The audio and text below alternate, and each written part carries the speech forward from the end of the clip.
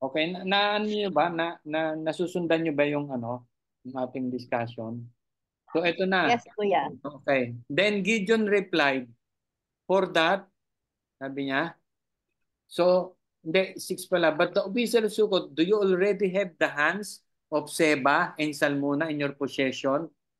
Why should we give bread to your troops?" Parang sabi nung isang isang opisyal ng Sukkot, nasa inyo na ba yung ano, yung hinahabol ninyo? Bakit po bibigyan ko kayo ng yung bread yung troops nyo kung wala naman pala kayong ano, wala naman pala yung leader na inaano nyo. Bakit ganun yung ano, yung official ng Sukkot? What is after? Submission. Bakit ayaw niyang bigyan ng bread yung mga ano? Guys, bakit ayaw bigyan? Ah, Baka sila ang pagbalingan ng mga Midianites. pwede rin, oh. And then at the same time, itong official ng mga sukot, ganun din, they want some recognition. Di ba? They want some recognition in their ano, yung kanilang town. Ha? Ba't kita bibigyan? Wala naman yung dalawa. Di ba? Oh, ibig sabihin, bibigyan kita ng bread, dalin mo rito yung dalawang king, guys, king 'yon, ha. Ibig sabihin, malaking tao 'yon yung mahuhuli mo, di ba? Kasi ang hinahabol nila, libo-libo pa rin. Oo. 300 pa rin sila. Ibig sabihin, kahit na sila yung hinahabol, hindi pa rin assured na matatalo nila. Hindi sila naniniwala pa. Hindi Okay. ganun ang faith nila. Then 7. Then Gideon replied, "Just for that," sabi niya, "when the Lord has given Seba and Salmuna into my hands, pag ang Lord binigay sa akin yung dalawang yan, I will tear your flesh." Sabi niya, "I will tear your flesh with desert thorns and briars." Guys, dito na mapupunan nyo yung biglang yung pagbabago ng attitude ni Ni Gideon Gideon. from a timid people, yung ano, yung walang kibo, 'di ba? Walang alam sa labanan, hindi makahawak ng mga, hindi pa nakakahawak siya ng swords, anything. Ito parang unti-unti natatransform siya. Oo na. Ha? Yung panalo, Oo. kasi 300 lang sila. Ang dami Yeah. na nilang napatay. Umaano na sa ulo niya na ang galing ko.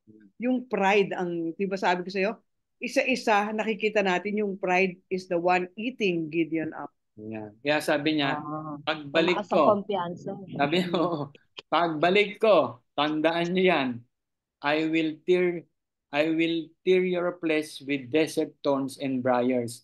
8. From there, went up to Peniel. Penuel pala yan. Penwell yan, Penwell. Yan pala yung Penuel. Oo. Ano yan? Ah, Wait, Carol. Sa okay. ibang Penwell lang nakalagay. Dito lang sa Penuel. NIV, Peniel. And made the same request of them, but they answered as the men of Sukkot had. So he said to the men of Penuel, "When I return in triumph, I will tear down this tower." So ganun din pala yung mga taga Penuel. Alam niyo ba yung kaya ako natatawa sa Penuel? Yung isang hinahawakang ministry ni pastor, yung mga tawag nito, yung mga Adik. mga adik, may mga ganong ano, kalagayan, ang tawag doon is Penuel. Okay. When I return, sabi niya doon sa Penuel, I will tear down this tower. Okay. 10. Now Seba and Salmuna were in Karkor with a force about, marami pa pala sila, 15,000 men. Diba? All that were left of the armies of eastern people, 120,000 swordmen has fallen.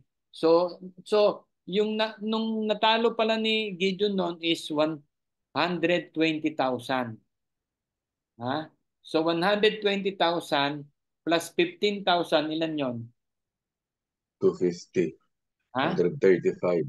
135,000 pala ang mga Midianites noon. Mga soldiers 'yon, ha. Mga warriors talaga. 11. Gideon went up by the route of the Nomans east of Nova and Jogbeha and attacked the unsuspecting army. Sheba and Salmona, the two kings of Midian, fled, but he pursued them and captured them, routing their entire army. So natalo, di ba? In other words, nahuli na nila. Then 13, Gideon, son of Joash, returned from the battle by the pass of Heres. He caught a young man of Sukot, okay, balik siya sa kay Sukot, and questioned him. And the young man wrote down from his name the 77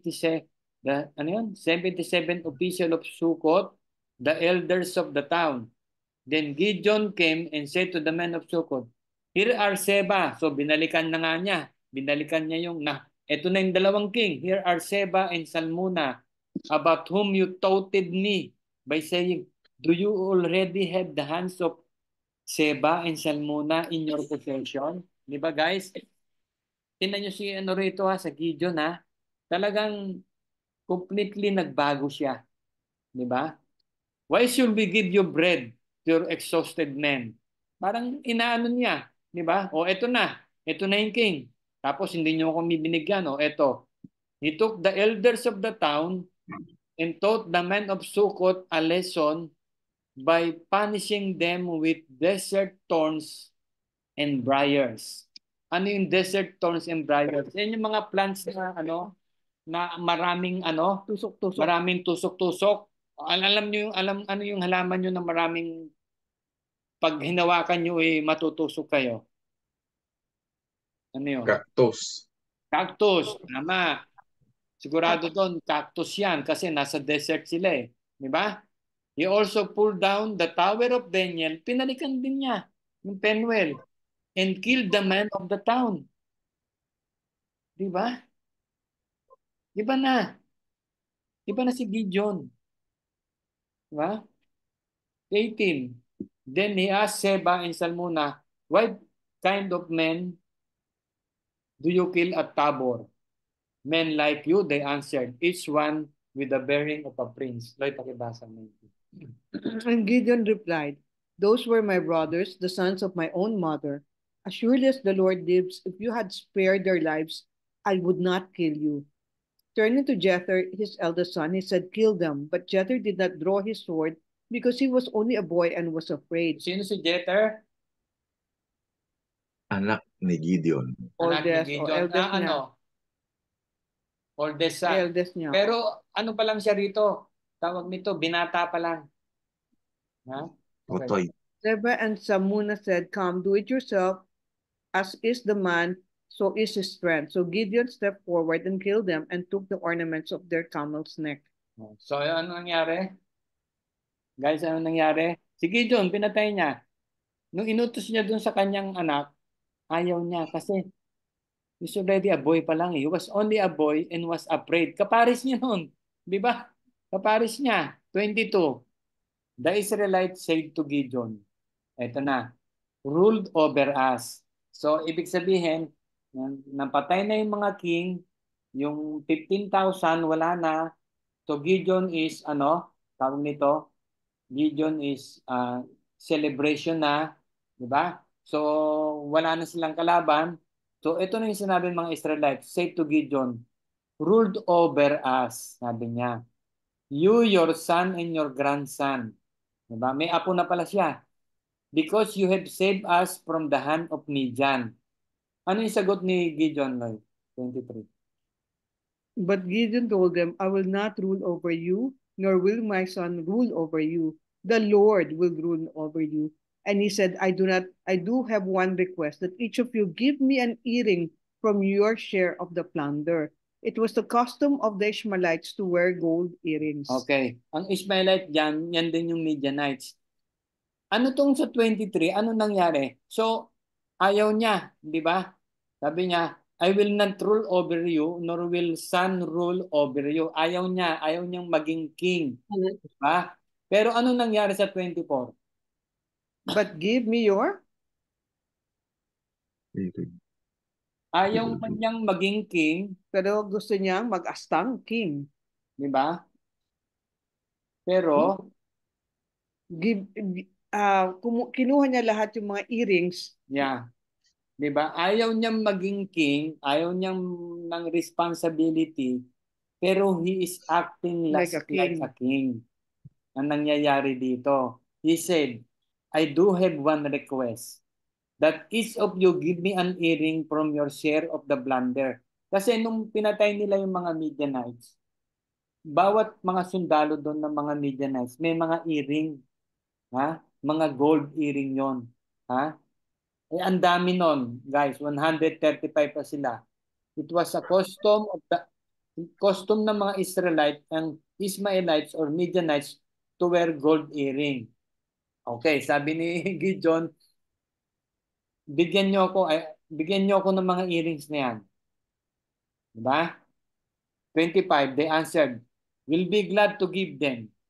So they spread out the garment, each of them threw a ring from his plunder unto it.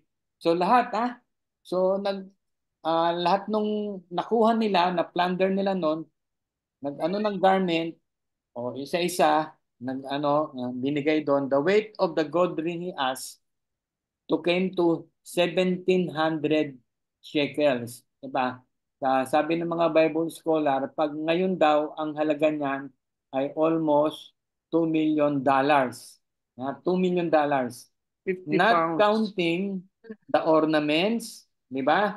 Hindi, wala, ano pa yan Ano lang yun gold rings Wala pa yung ornaments, the pendants, the purple garments. Purple garments, mahal yan worn by the king of the Median.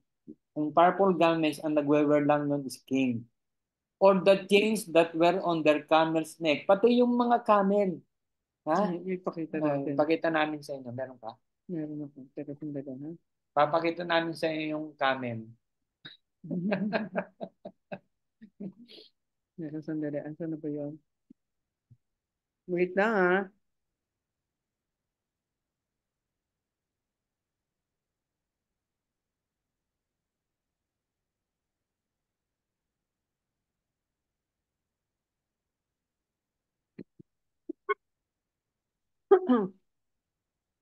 Kasi ang camel, sign ng, pag may camel ka, sign of, ano yan mayaman ka. Tapos, mas mayaman ka kapag may ornament ang ano mo, ang Yung camel mo. ang camel mo. Ito yung example, ha? May ganyan. Ang camel kasi, ordinary lang yan na lahat ata ng tao may camel. Pero kung camel mo, pag merong ganito, May mga ornaments, ibig sabihin may kaya ka. ano lang yan, kunyari lang yan. So yan, kinukuha lang yan. Yan yung inano ni hindi niya kinuha, parang nakiusap siya. Give me that. So he doesn't want to be a king, pero he is acting like a king. Yun ang nangyayari. Lahat ng gold, lahat ng Okay. request siya ng request. Okay. So, and then, Teka.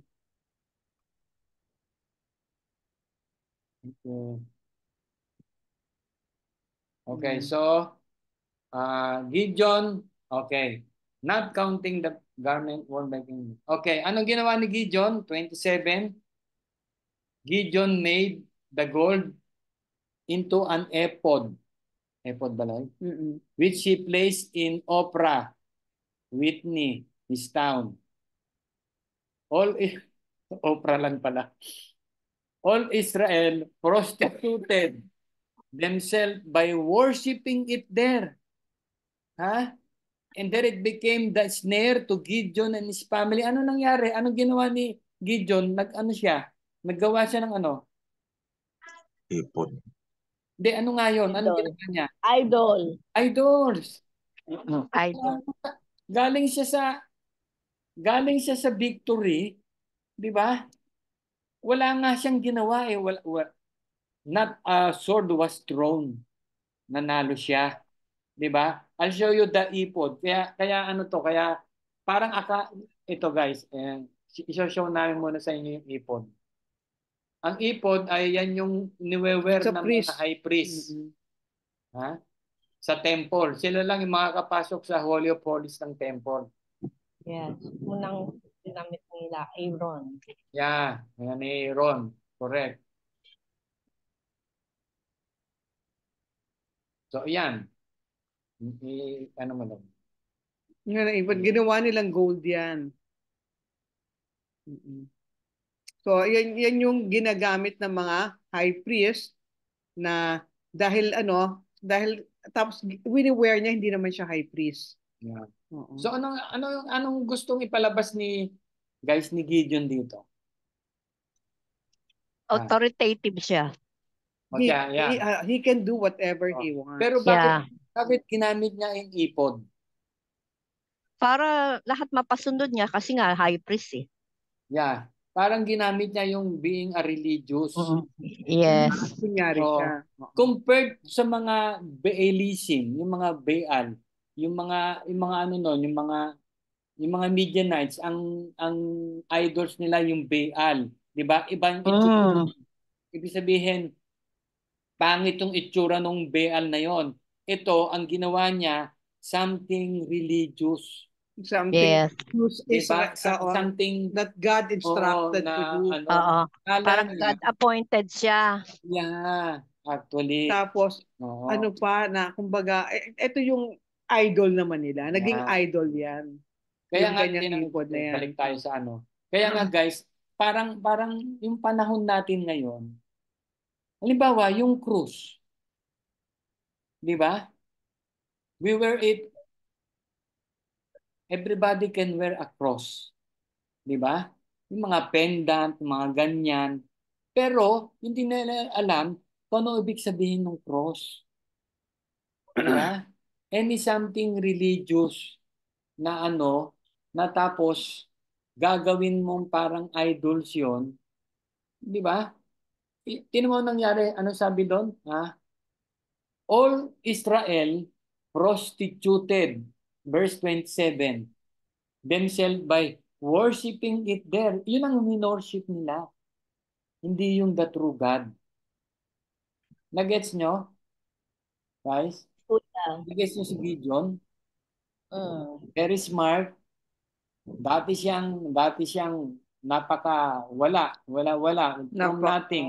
Taga ano ng ipa. Taga taga ano lang siya, and then yet God has give him a victory, di ba? And yet here he come, nagbabago ang kanyang pag-uugali, di ba? So yan isa sa mga lesson diyan, yung victory talagang, guys, Success. it went to our head. It can go to our Diba? head. Oh. Tayo yun. Ya? Pati mga pastor, ganun din eh. Magmalaki yung kanyang congregation, di ba? Iba eh. Pop up na yung Pop na eh. Di ba? Okay, ituloy natin. 28. Thus the Midian was subdued before the Israelites and did not raise its head again. During Gideon's lifetime, the land has peace for 40 years. In other words, although ganyan ang nangyari, yung si Gideon during that time, nagkaroon ng peace for 40 years. Okay? 29. Jerubbaal is another name for Gideon, son of Joash. Went back home to live. O, uwi siya. O, eto na, 30. Pakibasa, Brother Claro. Lakasan mo. 30, saan ba yan? Well, 30. wait, sorry. He had He had 70 sons of his own, for he had many wives. 31. His concubine who lived in Shechem also bore him a son whom he had named Abimelech. Okay, thank Gideon, you. son of... All All right. Thank you, bro. O, ano yung 30? Ano sabi niya? He had 70 sons. 70. And he had many wives. His concubine who lived in Shechem, may concubine pa rin siya, also bore him a son whose name is Abimelech. Ha? So guys, 70 sons. Tingnan nyo naman. Ha? He became a judge. Parang nagkaroon siya ng Diba? harem. So, ano nangyari sa kanya? Guys, tingnan nyo. Bakit si God? Tingnan nyo ha, tingnan mo. Ito, ang dami niyang asawa. Ang daming asawa. Si Mm. Joshua, sino ba yun? Si King Jacob, Solomon. apat kanyang babae rin, di ba? Di ba? Jacob. Did God allow this? Oh. Ha? Gusto ba Ano ni yung God na mangyari? choice ng tao yun eh. Mm-mm. Choice ng tao yan. Pero, syempre may consequence. Yeah. Oo, di ba? Hindi ko mo walang sinasabi rito si God eh. Hindi ko mo walang sinasabi si Si God. God ay nag-a-approve siya. Hindi niya approve yan. Alam mo niyo kasi ang result ng mga many wives and itong mga 70 sons, it is a result of idolatry. Di ba laging yun ang sinasabi ni God? Di ba? You worship me. Wag yung idols na yan. It start with idols. Di ba? Pero dito si God silent siya. Why? Kasi ito na yung results eh. Nakita natin yung Result result. of Oo. idolatry. Di ba? Hindi ko mo yan ang nangyari kay Jacob, yan ang nangyari dito kay Gideon. Descriptive yan. Hindi yan prescriptive. Di ba? Sinasabi lang sa Bible. Kaya yan ang maganda guys sa Bible. Hindi niya itinatago yung mga baho. Di ba? Yung Pinakikita mga sa sin. atin ang mga mali. Napakita sa atin ng mga mali. Di ba? Si Gideon, proudly inano niyang wealth niya. Di ba? Kasi mas marami kang asawa, mas marami kang children, ibig sabihin, masusupport mo sila. Di ba? So, ibig sabihin, mayaman siya. Di ba? Mayaman siya. Guys, imagine nyo, Edit, ano ang consequences nito? Maski hindi sinasabi rito, ano ang consequences niyan? Magulo yan. Chaotic para sa mga anak niya. Sigurado yan. Di ba? So, mas maraming concubines, status symbol yan ng power, ng wealth. Tapos he lived like a king. Di ba? Yeah. Tapos meron pa siyang concubine sa Shechem. Alam naman natin na ayaw ni God yung mga taga Shechem, di ba? So, nangyari, nagkaroon pa siya ng anak, si Abimelech. Abimelech. Ito, it's become dirtier and dirtier. Di ba? 32. Gideon, son of Joash, died at the good old age and was buried in the tomb of his father Joash in Ophrah of the Abiezrites. 33. No sooner had Gideon died that the Israelites again prostituted. Yan yung sinasabi natin, Balik na naman cycle sila. of sin. Themselves to Baal. They set up Baal. Ito na. Ganun lang din na nangyari. Diba? As their God, small g.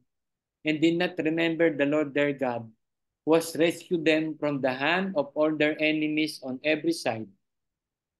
They also failed to show any loyalty to the family of Jerubbaal, that is Gideon, in spite of all the good things he has done for them. Okay.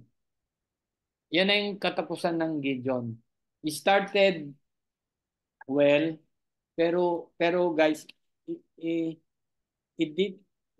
yung later years niya hindi masyadong naging maganda. Okay. So, pero anong chapter na tayo? 9. Pero guys, listen muna. Makinig muna tayo. Hindi ibig sabihin na pag ganyan yung ating life, that God will already dismiss us or cancel us. Di ba? Kasi si God laging merong space sa ating humanity. He will not allow those. Pero kasi may consequences yun eh. Pero despite of si Gideon ay ganun ang nangyari, alam nyo ba si Gideon ay nasa Hall of Fame sa Hebrew? Na-mention siya. Kasama niya ni Abraham, Isaac, at Jacob. Di ba? Si Abimelech hindi kasama. Si Samson kasama nga eh. Di ba? Si Barak yung army ni chief of staff ni Deborah, kasama siya doon. Kasi ang Hebrews, lalo na sa chapter 11, yun yung mga Hall of Fame ng faith. Diba? Ng faith. Diba? Yun nga lang, he did not ended He did not end that well. well, and yet God, diba? Hindi na naman siya inano. Sabihin, right away he was dismissed. He was canceled. Parang tayo yan. Kasi kilala niya tayo eh. Diba? He knows us eh. He created us, 'di ba? Sabi nga nung Sunday, 'di ba? Yung lesson natin doon na talagang Jesus is everywhere, 'di ba? He knows us, he created us, yung ating mga cells, yung ating mga laman loob, mga all the things, yung mga hair, alam niya, 'di ba? DNA. Oh, 'di ba? So ganun 'yon. Let's go to chapter 9. Mahabang-haba kasi itong chapter 9 eh. Dapat si Brother Claro to eh. Pero, Bagay na bagay, Abimelech si kay Claro. Abimelech. Favorite ni Brother Claro to si Abimelech. Okay, si Abimelech, the son of Jerubbaal, that is Gideon, went to his mother's brother. So pumunta si Abimelech sa kanyang nanay na concubine ni Gideon. Doon sa mga tiyuhin niya. Tama ba 'yon? Edit? Sa mga tiyuhin niya sa Shechem. And said to them and to all his mother's clan, ask all the citizens of Shechem, which is better for you, to have all 70 of Gideon's son rule over you? Ano gusto niyo? Niya. Mas gusto niyo ba 70 kami na mag-rule over you or just one man? At sino yung tinutukoy niya? Siya yon. Remember, I am your flesh and blood. So guys, ibang klase rin to si Abimelech, ano? Ibang klase, di ba? Power tripper. Oo. Power Bakit siya pumunta ron sa mga tiyuhin niya? Kasi may say yung tiyuhin niya, probably they are rich. in Shechem. O ibig sabihin, mga kagawad sila o mayor doon or di ba? Ibig sabihin, may say kaya siya pumunta ron. Hindi naman siya pupunta ron kung walang say yung mga tiyuhin niya, di ba? 3. When the brothers repeated all this to the citizens, so yung kanyang kamag-anak, they were inclined to follow Abimelech. So parang wala na silang magawa. Ibig sabihin, powerful talaga yung mga kamag-anak niya. For they said, he is related to us. Oh, tama-tama. Di ba? They gave him 70 shekels. Okay? So tama tayo. Mayaman nga sila. Of silver from temple of Baal. And Abimelech used it to hire reckless scoundrels who become his followers. So ano ibig sabihin nito? Yung ibinigay na 70 shekels, guys, sabi nung isang Bible scholar, that is equivalent only to $700. So, yung palang ibinigay niya na halagang iyon ay maliit lang. Kaya anong ginawa ni Abimelech? He used it to hire mga bandido, Mercenaries. mga mercenaries. Yung walang sabihin, walang sinabi. Who became his followers. Di ba? Yan si Abimelech. He went to his father home. Okay, pumunta sila so meron na siya mga followers, di ba? Na nakakuha na siya mga reckless to, di ba? Di ba? Reckless, di ba? He went to his father. He went to his father home in Ophrah and on one stone murdered his 70 brothers. Guys, actually 68 lang yan. 68 kasi Abimelech ang pang 69 Si Abimelech 69 tapos meron yung isa, yung pinakabunso, ayun, malalaman uli natin yan. So he murdered, di ba? Anong ginawa? Pinatay niya.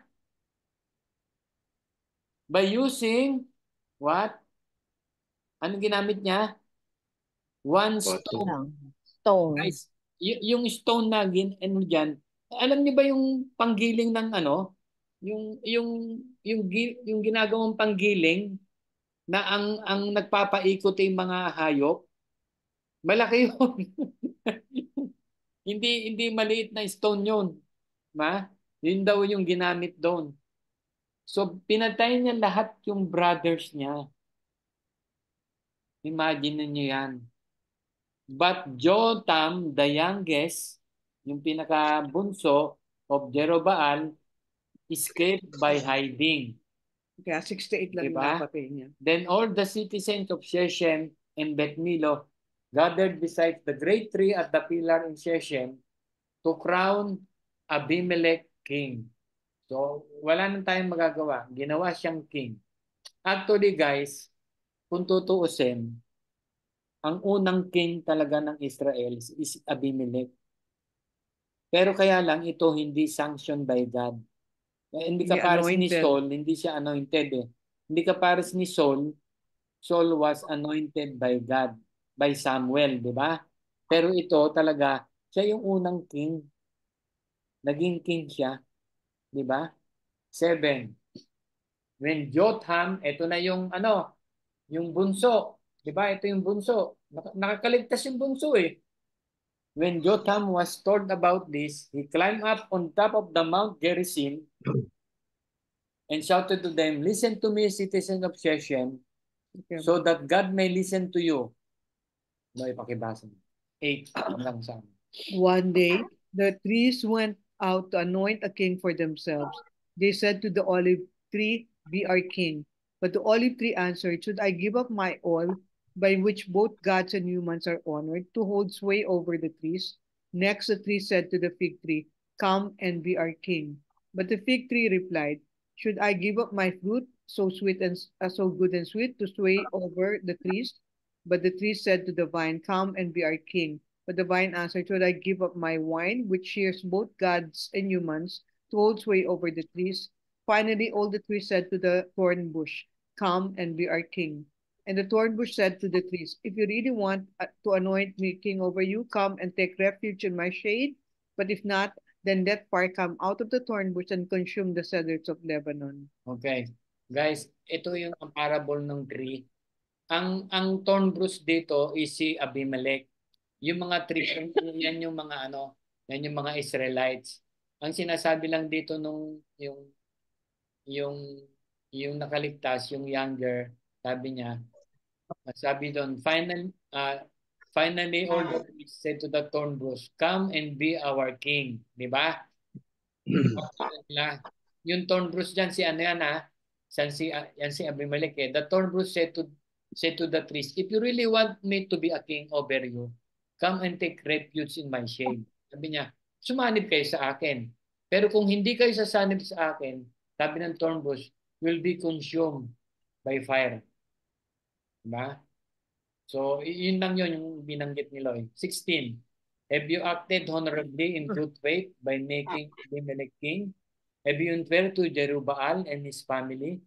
Have you treated him he deserved? Remember na my father fought for you and risked his life to rescue you from the hand of the God. Ang nagsasalita rito, yung bunso. Diba? So, i-skip natin yung iba. 20.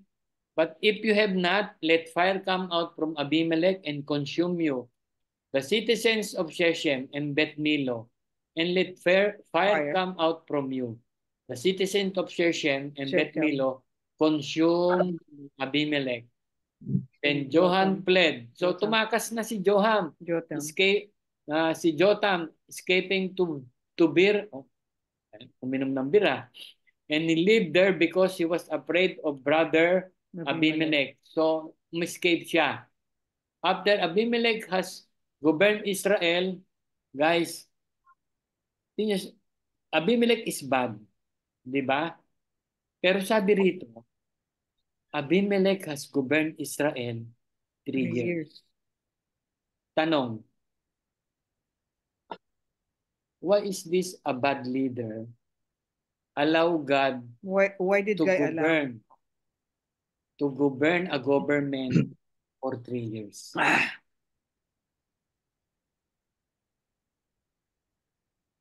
Bibigyan ng lesson si God sa kanila. Ha? Lesson learned yun for Israelites. Why Yung it nangyari took, sa kanila. why it took God 3 Abimelech? years. He was given a chance for 3 years.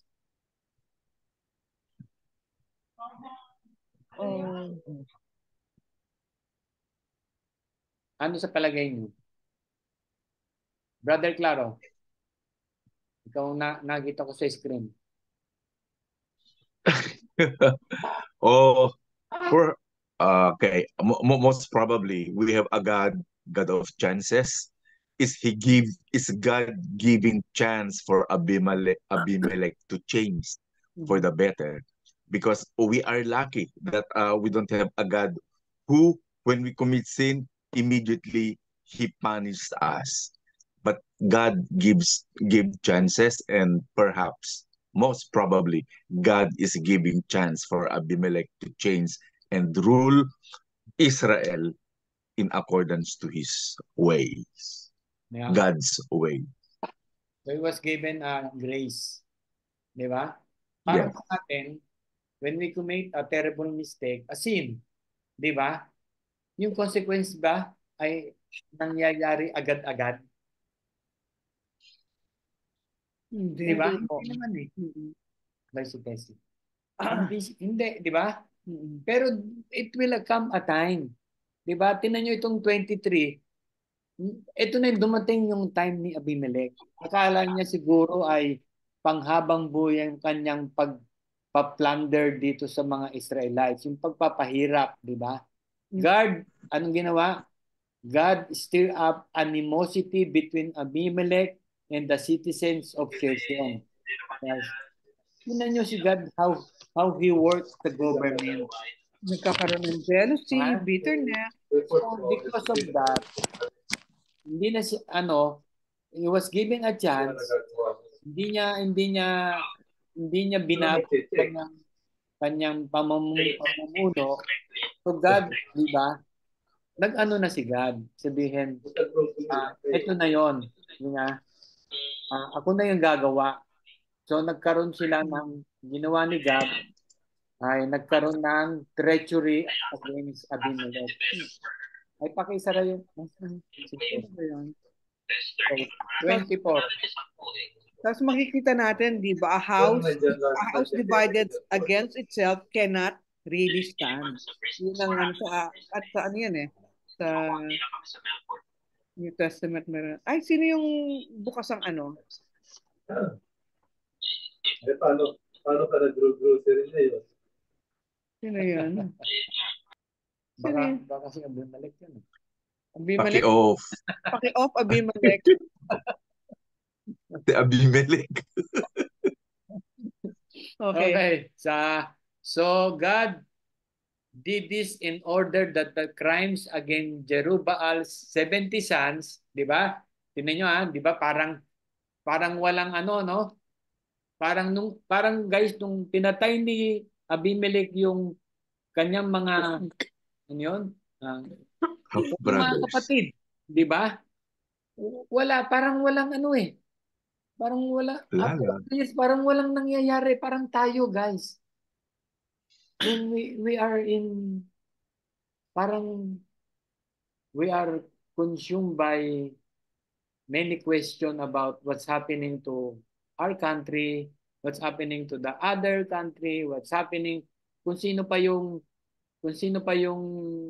tawag nito, umabuso sa iyo, 'di ba? Parang walang nangyayari, parang Where is justice?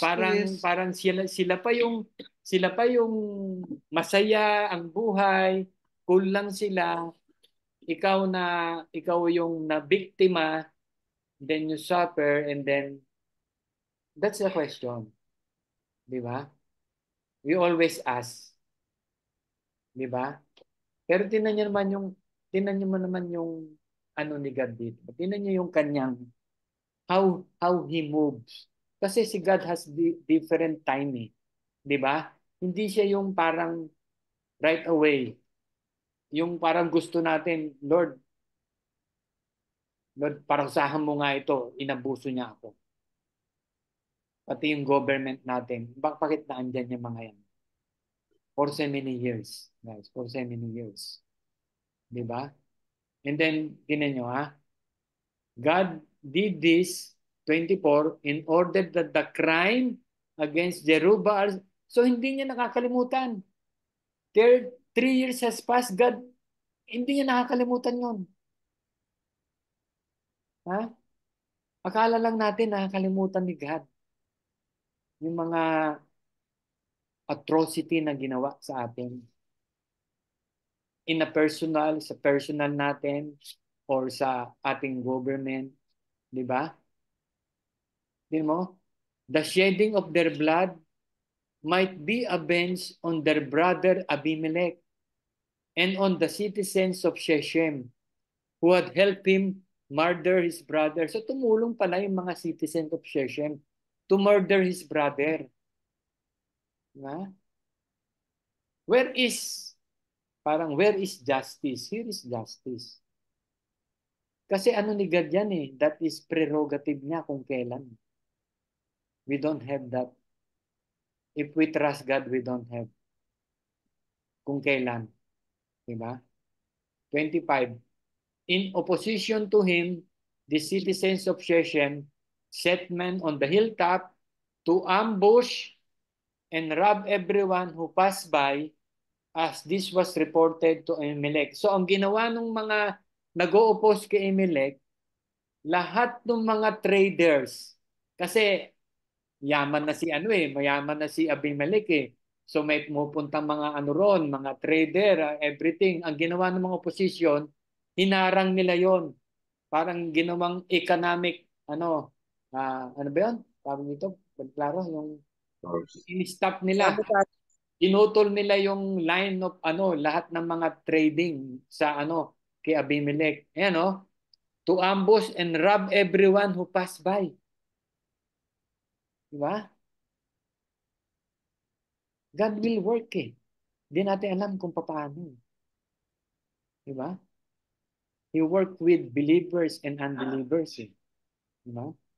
26. Now Gaal, son of Ebed, moved with his clan to Shechem and the citizens to put their confidence in him. Ito na yung kalaban ni Abimelech. After they had gone out into the fields and gathered the grapes and trodden them, they held a festival in the temple of their God. While they were eating and drinking, they cursed Abimelech. Diba? Ito na yung mga oposisyon.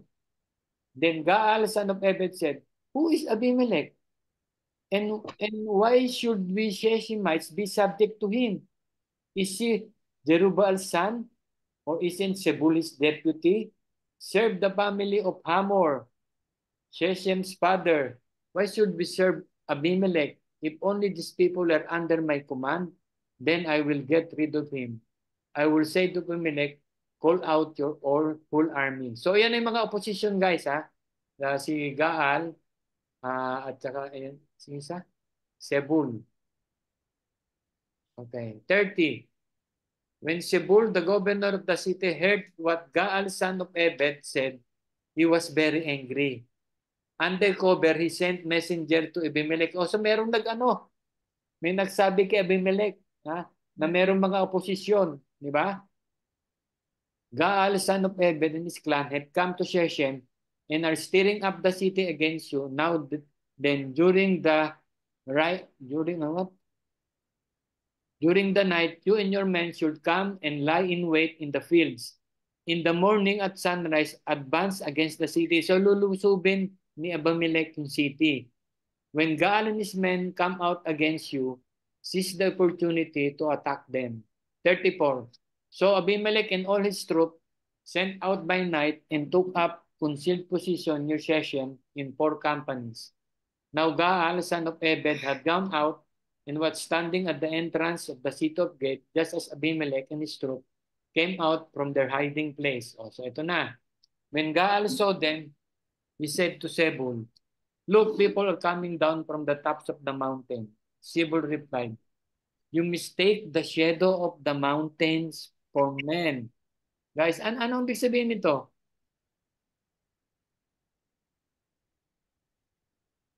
Si Gaal, when Gaal saw them, he said to Zebul, Look, people are coming down from the mountain. Zebul replied, you mistake the shadow of the mountain for men. But Gaal spoke up again. Look, people are coming down from the central hill, and a company is coming from the direction of the divine tree. Then Zebul said to him, where is your big talk now? Who said, who is Abimelech that you should be subject to him? Aren't these men you ridiculed? Go out and fight them. Diba? Kasi parang natakot sila eh. Kay Abimelech eh, no? 39. So Gaal led out the citizens of Shechem and fought Abimelech. Abimelech chased him all the way to entrance of the gate, and many were killed as they fled. Then Abimelech stayed in Aruma, and Zebul drove Gaal and his clan out of Shechem. So na ano ni Abimelech, ano? 'Di ba? Na napalayas niya sa Shechem yung mga oposisyon. The next day, the people of Shechem met out of the field, and this was reported to Abimelech. Ba, ikaw, 43. Ano ba? So he took his men, divided them into 3 companies, and set an ambush in the fields. When he saw the people coming out of the city, he rose to attack them. Abimelech and the companies with him rushed forward to a position at the entrance of the city gate. The 2 companies attacked those in the fields and struck them down. All that day, Abimelech pressed his attack against the city until he had captured it and killed its people. Then he destroyed the city and scattered salt over it. Okay. So, guys, ito, ano talaga to, yung battle na kalagay ito eh, no? 46. On hearing this, the citizens and the mother of Shechem went into the stronghold of the temple of El-Berid. When Abimelech heard that they had assembled there, he and all his men went out to Mount Salmon. He took an axe and cut off some branches, which he lifted to his shoulder. He ordered his men with him, quick, do what you have seen me do. So nagputol sila ng branch. So all the men cut branches and followed Abimelech. They piled them against the stronghold and set it on fire with the people still inside. So susunugin nila yung ano? Mga tao. Yung mga tao sa loob. Tower. Sa tower. So all the people in the tower of Shechem, about 1,000 men and women also died. Di ba? So sinunog nila. Next, Abimelech went to Thebes and besieged it and captured it. It seems na nananalo si Abimelech, ano? Inside the city, however, was a strong tower. Guys, tingnan nyo to. Katawa-tawa talaga to. It seems na nananalo si Abimelech, di ba? Sinunog niya yung tower, ha? 51. Inside the city, however, was a strong tower. So, lulusubin na itong city ito, may tower. Mataas yun eh. Alam nyo, Kitang-kita. Kitang-kita yun eh. To which all men and women, all the people of the city has fled. So dun sila lahat sa loob. They had locked themselves in and climbed up in the tower. Abimelech went to the tower and attacked it. But he approached the entrance to the tower to set it on fire. 53. A woman. Drop. Dito ako natatawa. Look, Panalong-panalo it na. was humiliating. Di ba? Babae. A woman dropped an upper millstone on his head and cracked his skull. Wala nang ano to. Hindi na mabubuhay to. It seems panalo sila. Di ba? And yet, sino yung nakatalo sa kanya? Unnamed woman. Babae. An unnamed woman. Di ba? 54. Babae na insignificant Ito, tingnan nyo pa. Hurriedly, he called to his armor bearer. Sino yun? Sino yung Hiram? Si Abimelech. Si Abimelech. Sabi niya, draw your sword and kill me, so that they can say, a woman killed him. Guys, ano ibig sabihin ni ano rito? Ano ibig sabihin ni Abimelech? Sabi niya, ayaw kong mamatay. Patayin mo na lang ako ng sword mo. Sabi niya dun sa kanyang armor bearer, ayaw kong masabi na ako ay napatay ng babae. isang woman. Ano ibig sabihin niyan, guys? Ano ibig sabihin ni Abimelech? Yung pride niya. Grabe. Ah, It's a shame that a woman killed him. Again, naghihingalo na nga siya, nandun pa yung pride. di ba? He was about to die. So, See, he is dying. But then, before he dies from that crack in his head, he wants to die by the sword. So, inutusan niya yung yung kanyang sword bearer, armor bearer to kill him. So, he will die from the sword, not from that stone. so his servant, katatawa. So his servant ran him through and he died. When the Israelites saw that Abimelech was dead, they went home. Thus God repaid the wickedness that Abimelech had done to his father by murdering his 70 brothers. God also made the people of Shechem pay for all the wickedness. The curse of Jotham, son of Beram, came on them. Yung the curse of Jotham, siya yung nakaligtas na bunso, ha. Siya yung nagsabi rito na yung sa fig tree, 'di ba? Yung thorn barrier, 'di ba? Son of Joram came on them, 'di ba? Guys, tingnan niyo ang nangyari kay Abimelech. He was humiliated, 'di ba? And that is the act of God. 'Di ba? Akala lang natin yung delayed na justice na hinihingi natin kay God will not happen. It will happen. Wag natin pakunahan si God. 'Di ba? Relax lang tayo. Sabihin, 3 years? What is 3 years to God? 'Di ba? A day is 1,000 years. 'Di ba? So, 'di ba, what's the lesson dito kay Abimelech? Yung life ni Abimelech, ah kaya nga although si Abimelech, he was one of the, guys, kaya nga yung mga judges diyan, hindi ibig sabihin they are good judges, but they rule, 'di ba? They rule the Israelites, 'di ba? At sa simula pa lang, contrary to Gideon, si Gideon nag-start ng maganda, did not end up well. Pero itong si Abimelech, nagsimula pa lang siya na talagang masama na, and then he ended a very miserable person. Di ba?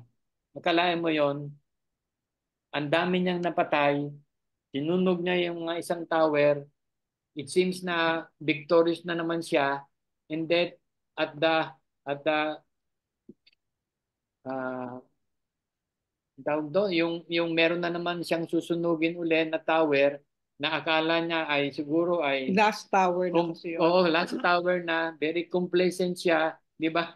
Nasunog na niya isang tower at lahat ng mga lalaki, babae, bata, andun lahat. Ito na lang yung last tower, andun na lahat yung mga tao. Sino may ginamit ni God, di ba? Isang babae. Ha? Hinulog lang niya yung isang, ano yun? May malaki yon, yung meal. Tinatawag yung sasabi sa iyo yung meal. Di ba? Di ba? Sino makakaisip nun, guys? It's only God's doing. Di ba? It's the plan of God. Di ba? So don't sabihin, if you're really a followers of God, followers of Jesus Christ, whoever na merong nakasakit sa atin, no, parang you will humiliated, tayo biktima, tapos parang walang nangyari, parang victorious pa sila, everything, ikaw you were in sorrow, distress kasi parang walang nangyari naman, parang pinabayaan ako ng Lord, di ba?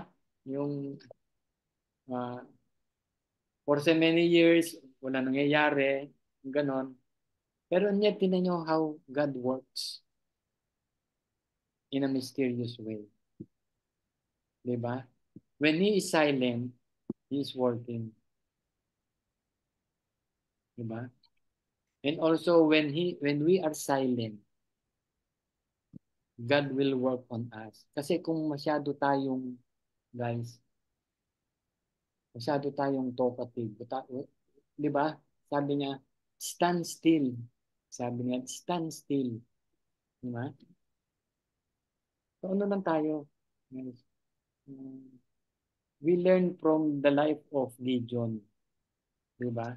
We also learn from the life of Abimelech.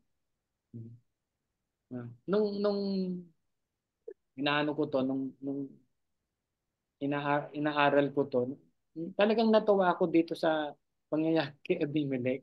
Hindi ko akalain ganun palang mangyayari sa kanya. Na nung binabasa ko, sabi ko, ba't ganito? Nananalo siya. Sabi niya, nananalo siya sa oposisyon, di ba? Natatalo yung mga oposisyon eh, pero at the link of an eye, hindi pala, meron palang si God. Di ba? Hindi niya nakalimutan, yung pinatay niya yung mga kapatid niya, di ba? Gumawa siya ng idols, di ba? Everything,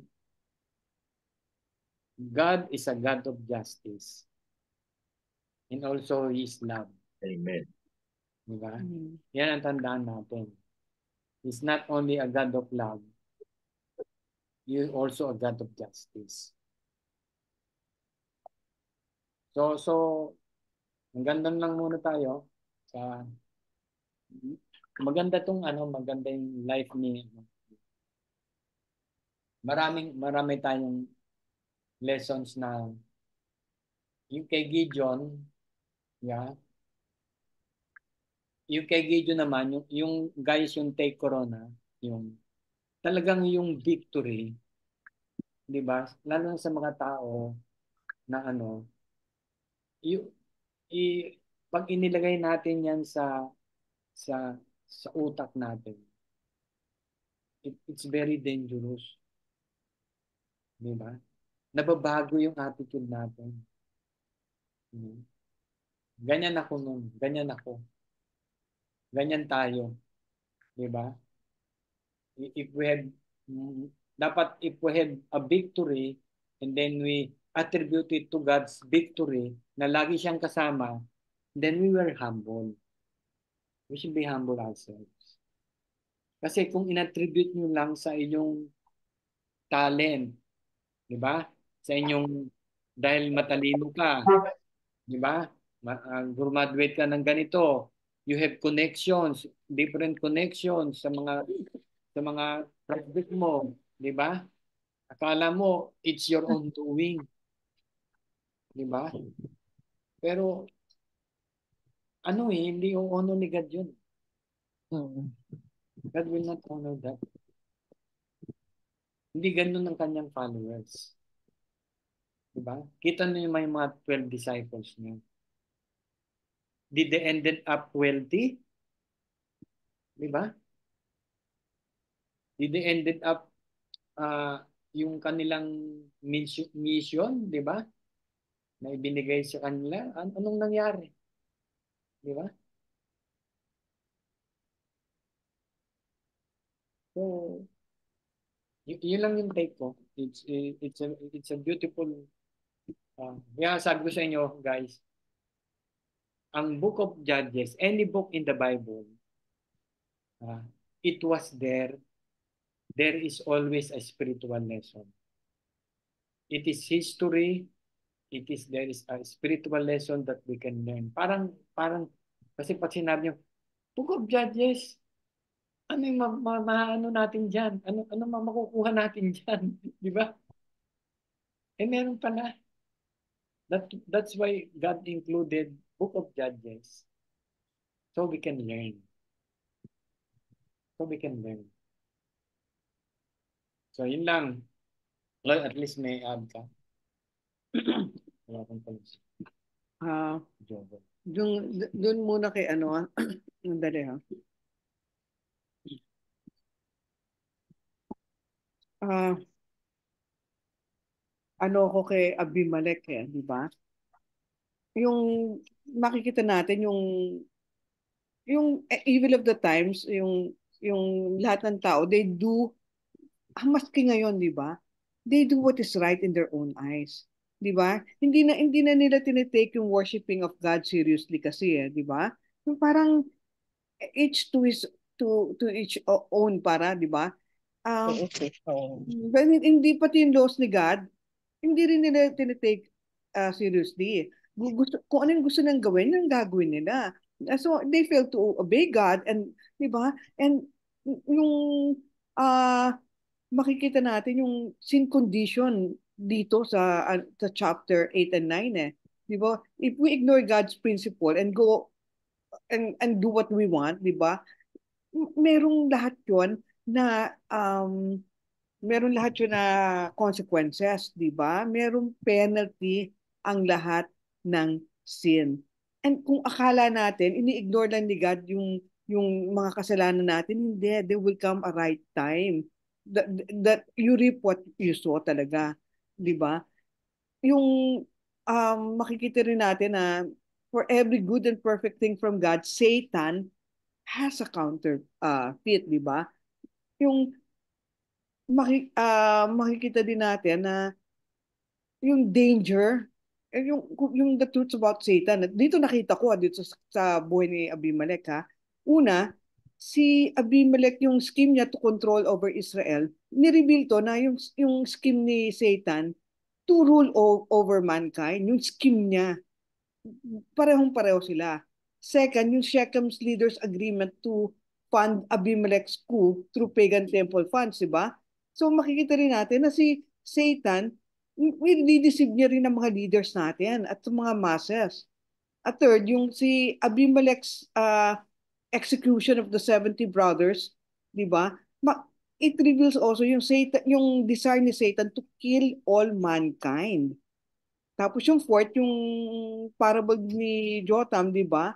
Yung only surviving brother ni Abimelech, uh, he warns mankind to be wary of Satan's schemes, di ba? So tayo hanggang ngayon, we have to be wary yung scheme ni Satan. Huwag tayong maging patem at tepek-tepek ba yun or whatever, di ba? Huwag tayong, we have to be, kailangan, Complacent. oo, hindi tayo magiging complacent. And fifth, yung, yung si Abimelech, di ba winar niya dun yung winar din parang whoever side yung si Abimelech, di ba? Yung lahat ng nag-side at lahat ng kalabang ko kalaban. Ganun din, di ba, si God pag yung si Satan will also be cursed, di ba? Lahat ng kumakampi kay Satan, may kahinatnan din yan, di ba? Parang yung mga kumampi kay Abimelech, di ba? Nakikita niyo yung pagkakapareho nila, di ba? And tapos yung six, yung civil war, di ba, between yung followers ni Abimelech, yung followers ni Gaal, makikita rin natin na si Satan creates misery and conflict to the followers then. So, Satan cannot offer peace. 'Di ba? Makikita natin na yung sa 6, yung seventh, yung judgment upon Abimelech nagkaroon, 'di ba? At makikita rin natin finally na Satan will also face judgment in the end times.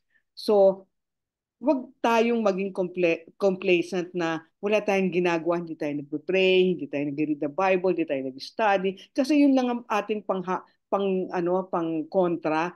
Wala naman tayong ibang pwedeng ipang kontra, di ba? Si God lang talaga. So we have to really continuously yung ating relationship kay God to work on our relationship with God. Na talagang you cannot work on your relationship with God by sinning and being complacent with your spiritual life.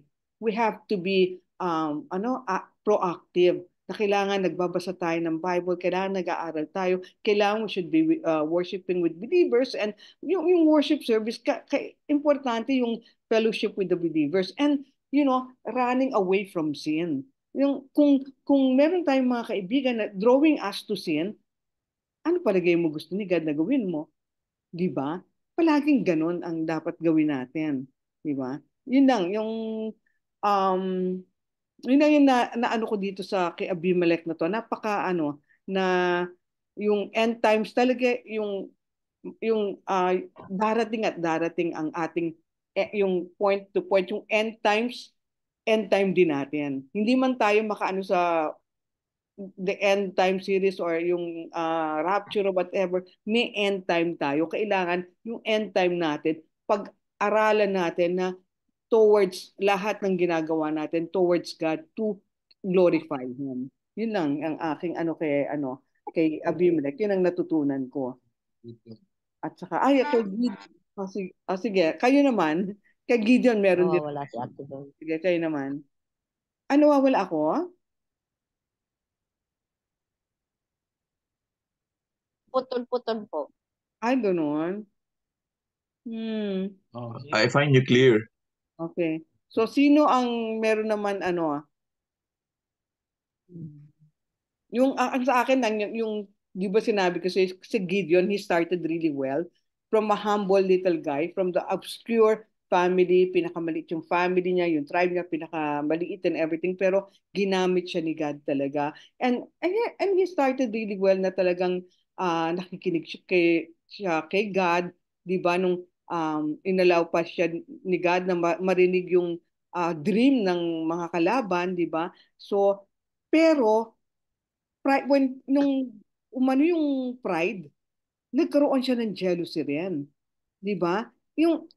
Um yung pride, parang inflated view of sarili mo 'yon eh, 'di ba?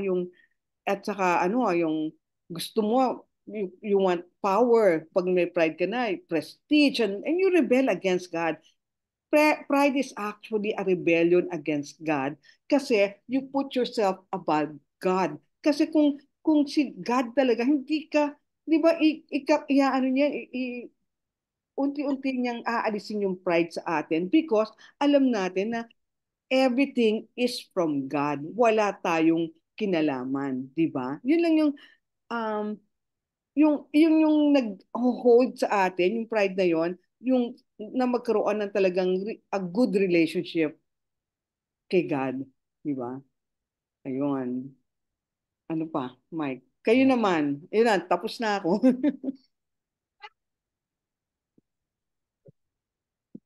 si Claro, meron daw. Ano yung take mo dito sa ating kay Abimelech at kay Gideon? Well, lots of lessons to be learned from this because whatever that we've learned in these chapters 8 and 9, nasa Old Testament ito, it happened thousands of years ago. It's still happening today up to our present time. Okay, one of the lessons or take ko dito sa kay Gideon is we should be very, very careful when we have victory in our lives. Because it is when right after victory that we are most vulnerable to the attack of Satan. Because once we have this victory, masyado na tayong bibilib sa ating sarili. Our ego is inflated. And that's when Satan attack us. Obviously, we see this in the life of Gideon. After his victory, one victory after another, we saw the change in his life. It's a good change, Swana, from it's a change from good to better, but one thing that's bad is from good to worse. That's how it happened. And most probably, Gideon was not aware of it because it happened slowly. Satan is good at that.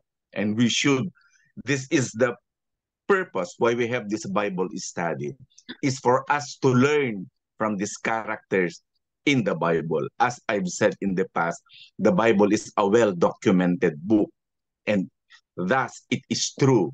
Therefore, we should learn from the experiences of the characters that we learn from the Bible. Again, I have to repeat that my take home from Gideon is we are most vulnerable in the attack of Satan once we have victory after another. Watch out for our ego. And we last Sunday from Brother Tony's testimony, when he accepted that the success of CCF Katipunan went into his head, and that when when he was prayed over by another pastor, then he was warned about it. See, that it could be that there's pride in you, sabi niya kay Brother Tony. And Brother Tony accepted it. That imagine from an addict, then he is now in the position that when he preaches, everybody listens. When he gives there is meeting and there is what request that he asks the COS, they obey him. So sinabi niya na pride is in him, and he asked forgiveness from God. And of course, na-balance na yun na ni Brother Tonino, and he said that just like he's being sick right now, is that anything that brings you closer to God, you should not look at it as what? As something that is not good. So he looks at his having a sickness, brought him closer to God, and he finds it that he is on the winning side, which is exactly opposite of what happened to Gideon. So we should learn from this. Again, watch out we should watch out when we have victory after another. Watch out for Satan is coming to attack us. And then as far as Abimelech is concerned, again, I look at it that there's what he did when he sought support from the people, from his family in Shechem. It's happening in our present days right now. During election, very obvious that we have this so-called solid north and there is this so-called solid south. Tayo naman, what would I say? The solid north remains solid and the solid south remains solid. We should not be voting that way. We should look at issues. It's not because we are from the north, then we vote for someone from the north. And it's not because we're from the south, then we vote someone from the south. Of course, obviously, I'm referring to the Marcoses and to the Dutertes. Now, we should balance things. We should think that it's not because just like what Abimelech did, he went to Shechem. Nandun yung kanyang baluarte. And that's how he is started to become powerful the entirety of the Israelites. So on our part as Filipinos, then we should look at issues during election. We know the history of the Marcoses. So shall we put them still in power? We know the history of the Dutertes. Shall we still put them in power? No. Why am I saying that? Election is coming next year. Election is coming next year. So we should think of what Abimelech did in conquering Israel. So we should be aware of the issues. Well, I am an Ilocano, and yet I say this thing because I do not like what's happening to our country. Tama. So this is, as Christians, we have a responsibility to spread what is true. It's not Tama. because that we are from the north and we are from the south. Kasama. So I would say that when we uh, spread the gospel to our friends and to our whoever that the Lord will lead us into, we should also take into consideration that we take the future of our country. We tell Mm-mm. them about Abimelech. We tell them about the solid north and the solid south. This will help our country. We love our country. Of course, we Yes. love God as number one, but we Yes. love also our country. So I would say, brothers and sisters, please know who to vote in the coming 2025 elections. Maaga pa, pero papag-isipan na natin. Nung Uy, ini-endorso ng electioneering yan, Solid ha? North, Na, Brother Claro, nung, nakakapag tuloy ako sa iyo yung eh. ini-endorso ng Solid North, pwede ba? Huwag na nating pakinggan kasi that will Correct. perpetuate them in power. Ganun din yung Mm-mm. mga taga-South. Mm-mm. So look what happened. Nag-merge ang North and South in the election, in the recent election. Look who won. But then, now, they are in trouble. They fight each other. Lord, ito na ba yung 3 years? Para sa Brother Philippines Claro. naman, Lord. 3 years ang ibinigay mo kay Abimelech. Sige na, Lord, 3 years na rin lang. Iahon mo na kami sa paghihirap ng Pilipinas. Correct. Thank Vote you, wisely. brothers and sisters. Thank you, Brother Claro. Okay, guys. Remember lang, di ba? Yung mga sinasabi natin should be respected, di ba? And then, we tawag nito, Respect also other oo. people's Hindi. opinion. Let's go into the spiritual side. Let's not get Mm. into politics. Yun yung ating main concern. O may point naman dun si Crab. Pero we contain our discussion On the spiritual on the realm. spiritual side. Pero thank you, Brother Thank Clara. you. Thank you so much for your input. Sino pa may gusto? Si Larcy. Larcy, ikaw I naman. want to hear from Larcy. Larcy.